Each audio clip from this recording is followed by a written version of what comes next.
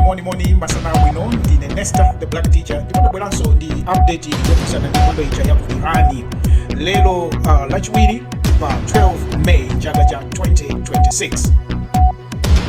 Lero lachiwiri president wa dziko la America Donald Trump anena kuti ceasefire yomwe ilipo pakati pa dziko la America ndi dziko la Iran sopano ili pa oxygen ili pa life support, kutanthauza kuti ceasefire imeneyi padakali pano sili yolimba yayi. Izizi akulankhula atakana proposal yomwe Iran idapereka dzulo poyankha pa zimene America inapanga propose. Ndiye Donald Trump wanena kuti zimene Iran yapempha kapena zimene Iran yalemba it's very unacceptable, kunena kuti zosavomerezeka yayi, sangazivomereze ndipo sangalole kuti zitheke zimenezo. Mbali yakenso Iran neneri wa foreign ministry ya ku Iran Ismail Baghei iwo wanena kuti zimene Americanso ikufuna ndi unreasonable, kuti ndi zosamveka yayi. Zimene Americanso ikufuna ndi maiko awiri wasopano, wina akuti zimene inu mukufuna unacceptable, wina akuti inu zimene mukufunazo unreasonable, kusonyeza kuti basitu apapa anthuwa sakufuna kugonjerana. Ndiye speaker wa parliament ku Iran yemwe ndi Mohammad Bagher Ghalibaf anena kuti Tehran kapena kunena kuti Iran ili yokonzeka kuyankha china chilichonse chimene America ingapange makamaka ku nkhani ya nkhondo. Ngati America ingafune kuti ipange attack Iran, akuti Iran ili yokonzeka kuyankha.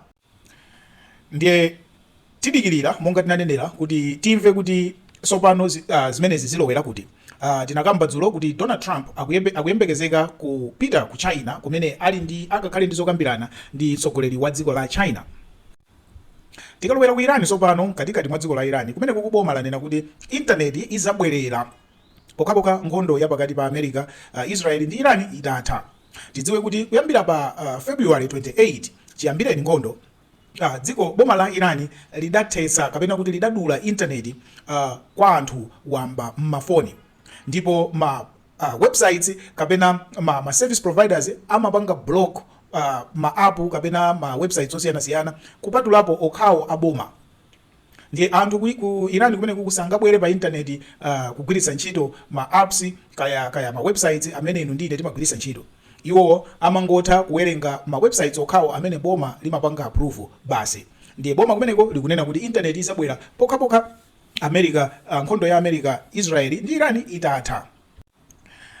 Nzimayi winanso ku Iran yemwe ndi mneneri wa boma Fatima Mohajerani iwo akunena kuti dziko la Iran padakali pano lili ready, ndi zala zawo zili pa mifuti ndithu kuyembekezera kuti ngati America ingapange ataki iwo amenye nkhondo. Iye mawu ake akunena kuti dziko la Iran linamenyana ndi military yayikulu ndi yoopsa kwambiri pa dziko lonse lapansi, military ya America kwa masiku 40, ndipo mpaka after masiku 40 dziko la Iran lidakali likuyimabe ndi mphamvu.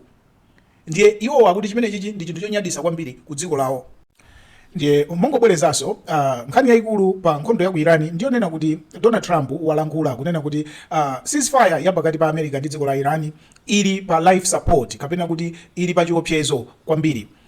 Izi akulankhula chifukwa iyeyi wakana kugwirizana ndi proposal ya dziko la Iran yomwe waitchula kuti very unacceptable. Kumbali yake Iran iso nayo ikunena kuti ma demands a dziko la America ali very unreasonable, kutanthauza kuti ngosamveka yayi. Ndipo maiko awiri amenewa mpaka pano sakumvanabe. Zinthuzi zikuoneka kuti zichoka mwina ku nkhani yokambirana ku diplomacy ndikupitano kubwereranso ku nkhani ya nkhondo, chifukwa Donald Trump adangolengeza kuti wakana kuvomereza yankho ya dziko la Iran, mitengo ya mafuta inakweranso kwambiri kuchokera pamene idatsika. Adalengeza kuti ali ndi zokambirana ndipo pompano amvana zothetsa nkhondo.